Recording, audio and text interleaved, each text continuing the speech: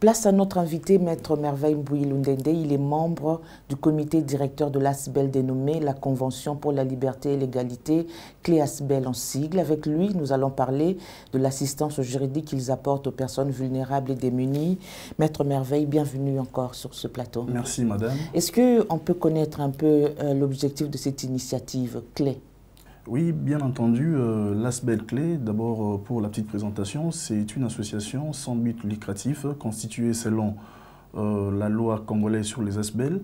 Et dans le cadre de ces objectifs, l'un, bien entendu, est la défense des personnes qui sont victimes d'abus de droit.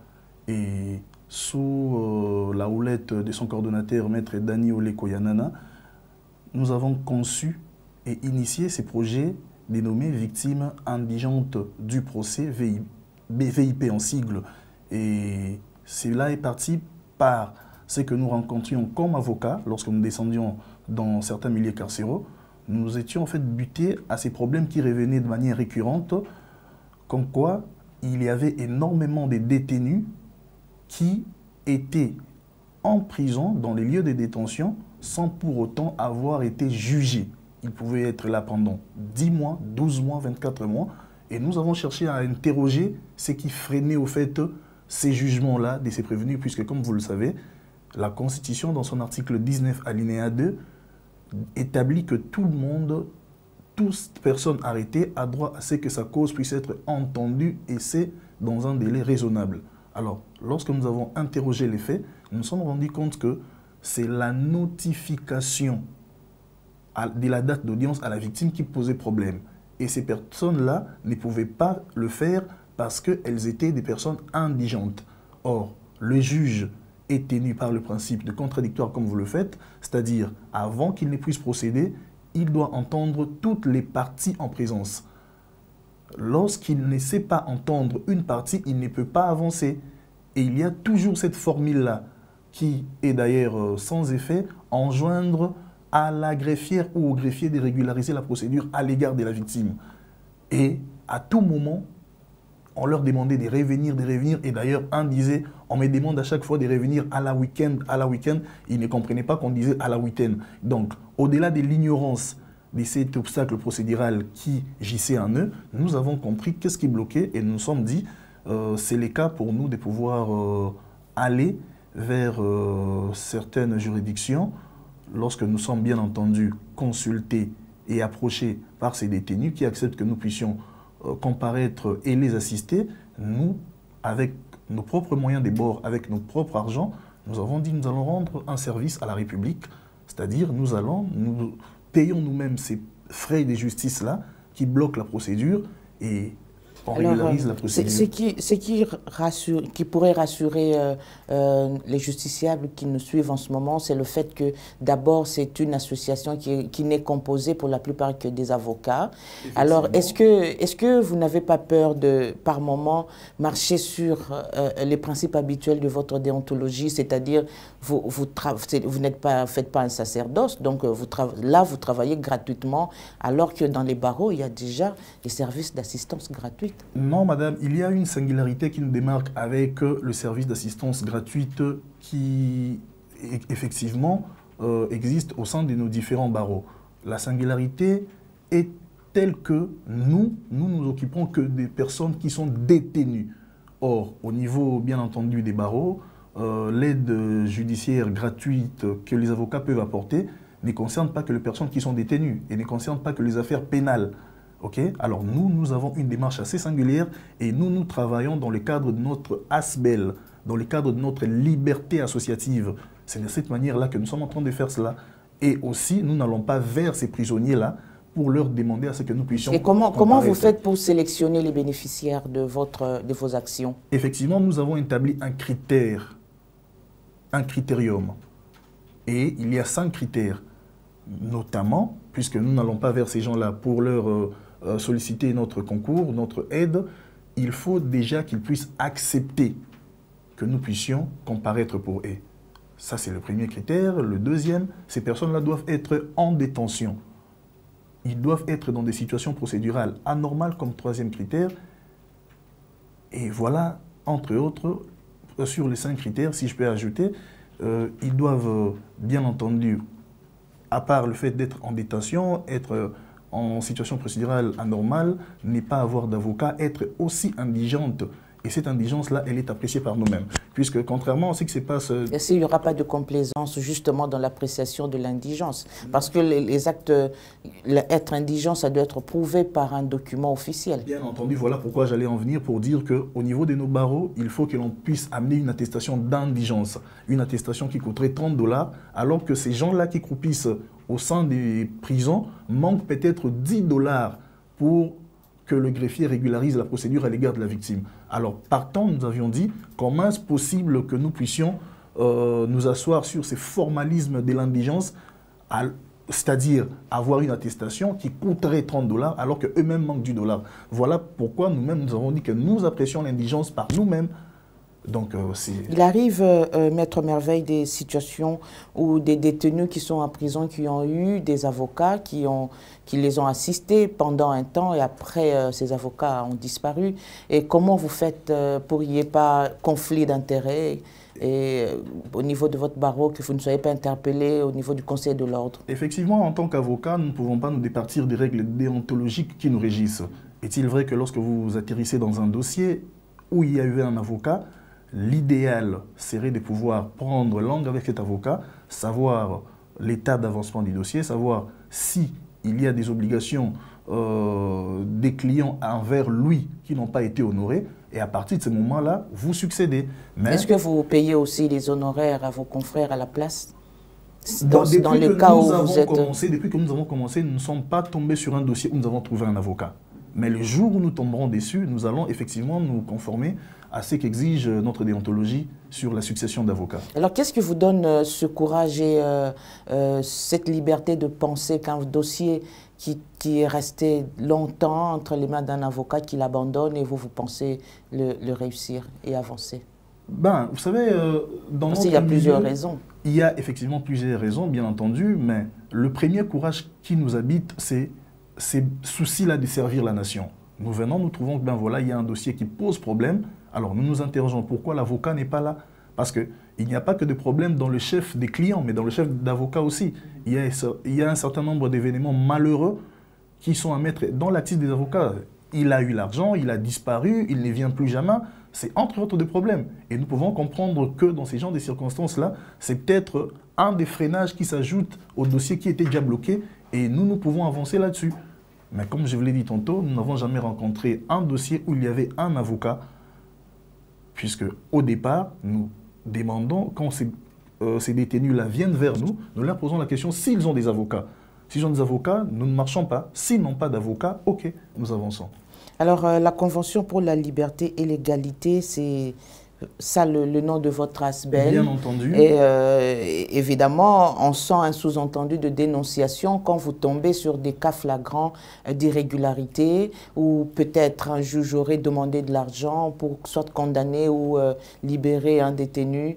Est-ce que vous optez pour la prise à partie, la sanction du juge? Qu'est-ce que vous prenez comme initiative pour ce genre de cas, et tout en tenant compte du fait que vous êtes aussi avocat et vous vivez de ce travail? Merci madame pour la question. Effectivement, ça c'est une des difficultés que l'exécution de notre projet rencontre, c'est-à-dire entre autres la main tendue indirecte des juges, puisque vous le savez qu'une affaire plaidée doit être prononcée et le délai des prononcés est couvert bien entendu par la loi. Mais on rentre dans ces genres de situations où on trouve que ben voilà, il y a énormément de temps écoulé sans pour autant qu'une décision soit prononcée. Pourquoi? Parce que vous verrez quelqu'un venir au nom du juge comme quoi ben voilà, le juge a demandé.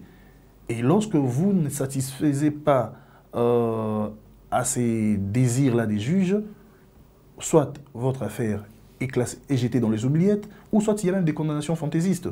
Mais nous disons effectivement, nous sommes au début, nous profitons bien entendu de vos antennes pour dire effectivement que les autorités judiciaires puissent prendre encore cette initiative qui est assez louable et nous accompagner. Mais lorsque nous aurons des cas très précis où il y aurait des implications directes de ces juges, nous ne manquerons pas de pouvoir nous comporter comme des droits. Et pourquoi avoir choisi pour le lancement du projet la prison centrale de Makala? C'est une prison qui est déjà assez en vue, beaucoup d'assistance, beaucoup de regards même des autorités politiques, mais en province, par contre, c'est vraiment désoublié. Non, nous n'avons pas oublié l'intérieur, disons. Nous avons voulu commencer par Kinshasa. C'est un point de départ et Dieu voulant, nous allons étendre cette initiative et c'est d'ailleurs un de nos souhaits majeurs, étendre cette initiative sur l'ensemble du territoire national. Mais la prison centrale de Makala, le désir d'y commencer est nourri par le fait que cette prison-là avait un nombre bien déterminé lors de sa mise en place des pensionnaires. Mais aujourd'hui, je pense quand même que si le nombre n'a pas décuplé, c'est au moins par 50 qu'il y a eu multiplication. Et donc, notre projet, notre initiative a pour objectif de pouvoir désengorger les cours et tribunaux et désemplir les milliers carcéraux. Là-dessus, vous comprenez que ça répond à un objet ou à un idéal social. À la prison centrale de Makala, s'il y avait par exemple 100 pensionnaires au lieu des 50 qui représentent effectivement la capacité de la prison, plus nous allons continuer dans cet élan, plus il y aura au fait d'espace qui sera créé dans la prison centrale de Makala et ceux qui sont là vont respirer les bel airs. Est-ce que le projet a aussi pensé étendre les activités pour la réinsertion des pensionnaires qui se retrouveraient dans des situations où ils sont quittés, libres, mais sans accueil? Bien entendu, le projet a pensé à ça. Le projet a plusieurs points dans lesquels il compte bien entendu travailler, mais seulement nous avons voulu travailler d'abord sur un aspect, c'est-à-dire chercher le jugement de toutes ces personnes qui croupissent dans le prison. Nous ne recherchons ni leur condamnation, ni leur acquittement, mais nous recherchons d'abord que ces personnes soient jugées. Et après... Mais personne ne peut accepter venir chez vous si c'est pour être condamné, c'est clair. Non, nous voulons appliquer un principe de justice. Oui, nous sommes là, nous pouvons plaider coupable lorsque le détenu lui-même admet effectivement qu'il a commis les faits qui lui sont reprochés. Mais nous, dans notre idéal, nous recherchons que ces personnes-là soient d'abord jugées. Voilà pourquoi nous disons que ces personnes-là sont victimes. Ils ne sont pas victimes du juge, puisque je vous ai dit tantôt que les juges est appelé à procéder que au nom du principe du contradictoire, c'est-à-dire qu'à partir du moment où il n'entend pas toutes les deux parties, il ne peut pas procéder, il ne peut passer outre qu'à partir du moment où on atteint la victime, mais la victime ne se présente pas. Ils ne sont pas victimes du greffier, puisque, bien entendu, l'État n'a pas mis en place une caisse pour que le greffier y puise de l'argent pour aller couvrir ses notifications. Mais ils sont victimes du système de procès pénal. Le procès qui vient du latin procedere, avancer. Donc, le juge ne peut pas avancer faute de cet obstacle. Voilà pourquoi nous disons que ces personnes, quoique prévenues, mais elles sont quelque part victimes de ces systèmes du procès pénal. Nous avons dit victimes indigentes du procès, indigentes. Pourquoi? Parce que, effectivement, cet obstacle-là, c'est un obstacle assez mineur. Est-ce que vous avez pour ça pensé à des procédures de réparation? Les victimes qui ont passé plus de temps qu'il n'en fallait en prison, sans jugement. Voilà pourquoi j'ai dit tout à l'heure que le projet a plusieurs aspects. Mais nous avons d'abord commencé par cet aspect-là, c'est-à-dire rechercher le jugement. Ces gens-là puissent être jugés. Après, le projet, au fur et à mesure que nous évoluons, nous allons penser sur bien d'autres aspects. Maître Merveille, il y a des frais de procédure qui sont illégaux, vous le savez. Est-ce que votre ASBEL accepte de se plier à ce genre de caprices de la justice congolaise pour seulement aboutir au résultat, ou bien vous essayez de remettre aussi les choses à leur place et ne pas payer carrément ce que vous ne devriez pas payer? Merci. Très pertinente question, madame. Nous avons dit tout à l'heure que nous appliquons au sein de notre ASBEL le principe de justice. Partant, nous n'acceptons aucune sorte de compromission, puisqu'il serait quand même illogique pour nous qui travaillons dans un objectif de pouvoir faire triompher la justice, que nous puissions tomber dans des actes qui n'honorent pas la justice et qui sont en déphasage avec celle-ci. Voilà pourquoi je disais tout à l'heure qu'une des difficultés que nous rencontrons, c'est entre autres cette main tendue indirecte de juge parce que nous refusons de pouvoir honorer cela. Qu'est-ce que nous rencontrons souvent? Le dénigrement de certains juges dans des audiences.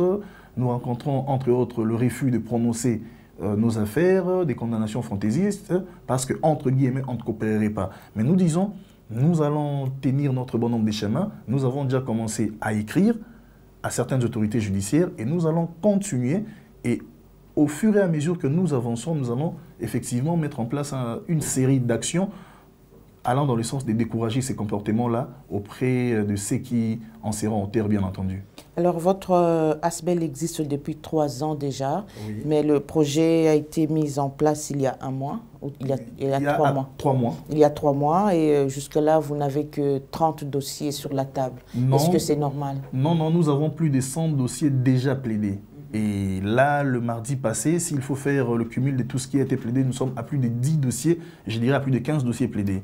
Nous avançons et nous évoluons comme ça. Il y a eu 34 acquittements jusque-là. Il y a encore 3 qui viennent d'être ajoutés avant-hier. Donc, nous sommes à 37 acquittements.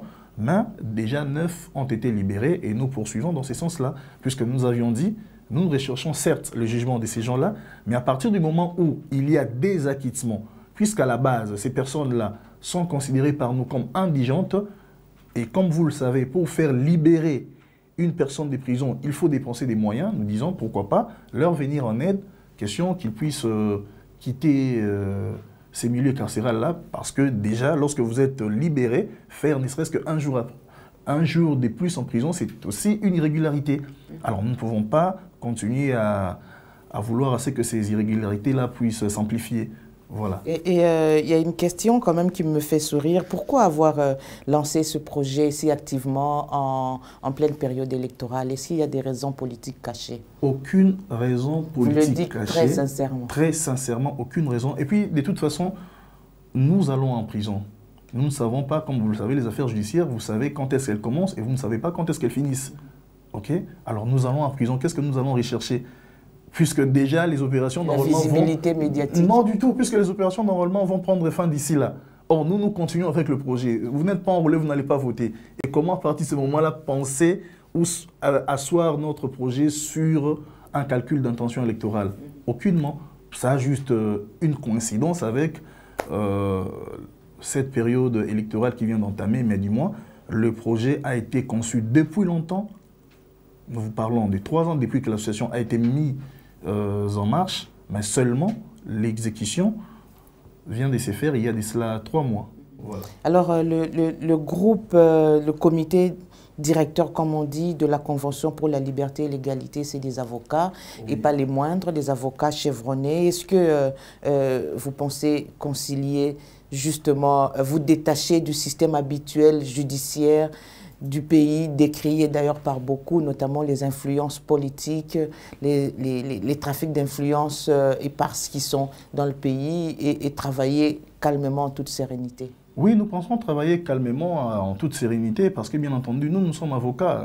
Nous ne faisons que défendre les personnes dont les affaires se trouvent être pendantes devant les cours et tribunaux. Nous ne prenons pas fait et cause pour un quelconque problème personnel qu'une personne que nous défendons a avec une autre. Donc nous sommes avocats et je ne vois pas comment est-ce que ces influences politiques peuvent déteindre sur nous. Donc nous faisons notre travail en toute conscience, en toute liberté et en tout professionnalisme. Alors où est-ce qu'on peut vous contacter? Effectivement, il y a un numéro de téléphone, le 081 76 66 676. Un deuxième, je répète le premier, le 081 76 66 676. Et le deuxième, c'est le 081 52 37 807. Le 081 52 37 807. Et notre siège, c'est juste ici derrière Assanef, sur l'avenue Kalembe-Lembe, numéro 279. Voilà. Et là, tout justiciable pourrait vous contacter facilement. Est-ce qu'il y a une procédure à suivre avant d'être accepté? Bon, la procédure à suivre, comme je vous ai dit, au regard de nos critères, c'est justement que vous puissiez venir vers nous. Et ceux qui sont en prison ne peuvent pas venir vers vous, ils sont en détention. Ceux qui sont en prison, lorsqu'ils nous voient en prison, ils nous approchent. Et nous les enregistrons si et seulement si ils répondent à nos critères. Voilà.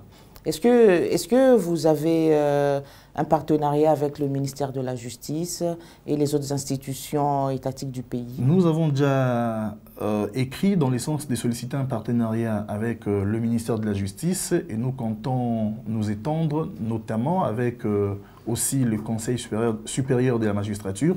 Et nous pensons que dans les jours à venir, il y aura une suite assez favorable par rapport à nos requêtes.